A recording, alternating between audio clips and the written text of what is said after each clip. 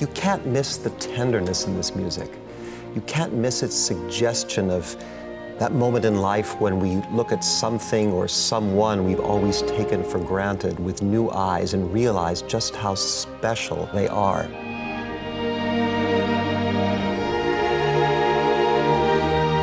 And letting us understand this, Beethoven leads us even further. He makes us realize that these simple notes are worthy to express the triumphant climax of the life of a hero.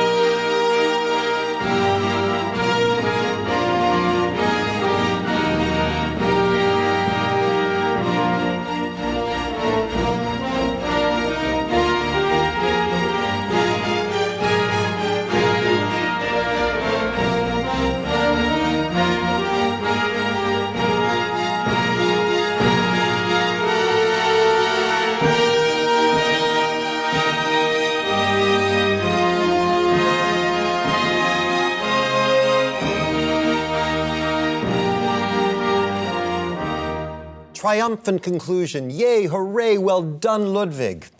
Any other composer would have been thrilled to have brought the piece to this kind of satisfying conclusion. But not Beethoven. He's got another very important point to make, and perhaps it's the most personal one in the whole symphony. He lets the music drift, and gradually it finds its way back to those same throbbing, yearning, longing notes we heard in the first pages of the symphony. But now they've been slowed down, so they're like the throbbing, yearning pulse of all people or all life itself.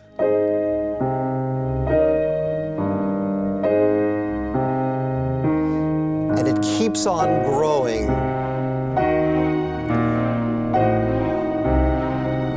moving its way toward G, until with those same Gs that opened the symphony,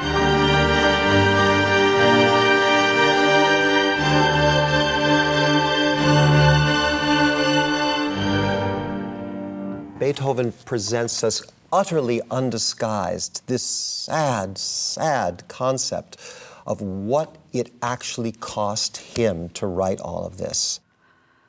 That's the whole. That's the whole of this man. That's the whole of humanity. This is the sum total of one person's life, one person's perspective, and he has sat there to make us understand it all in music. It's a supreme act of generosity and communication.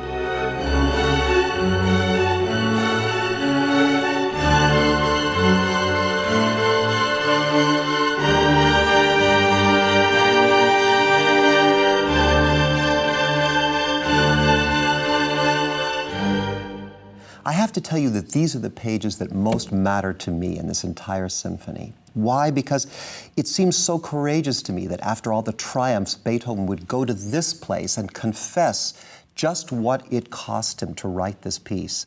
I think that he is telling the audience and us as the performers who bring this music to life for the audience, not only that this is something that you will experience in your life, but I think this is something that's good for you to experience in your life. And that things happen to us in life we can never get over, but it's okay to know that, to recognize that, and by confessing that easily, generously, we perhaps become the biggest possible heroes we can be.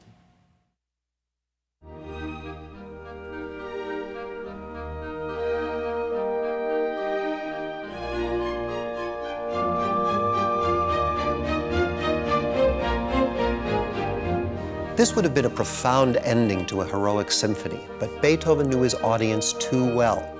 He kept a final surprise up his sleeve, and it was pure showmanship.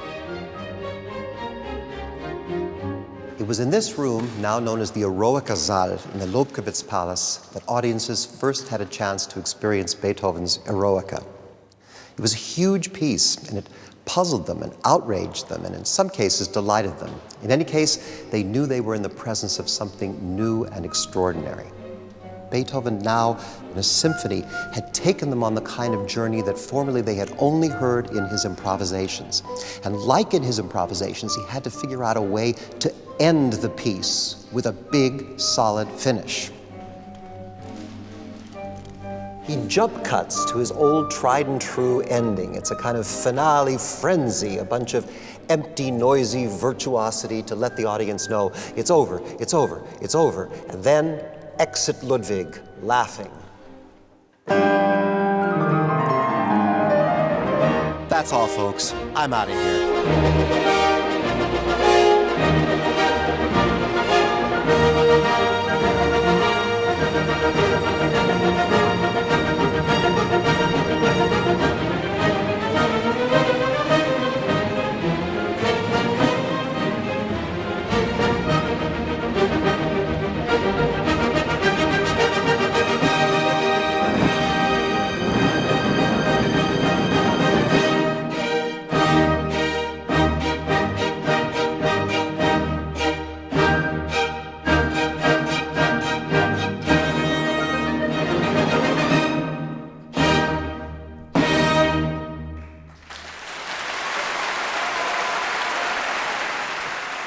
Beethoven said that this symphony was his favorite.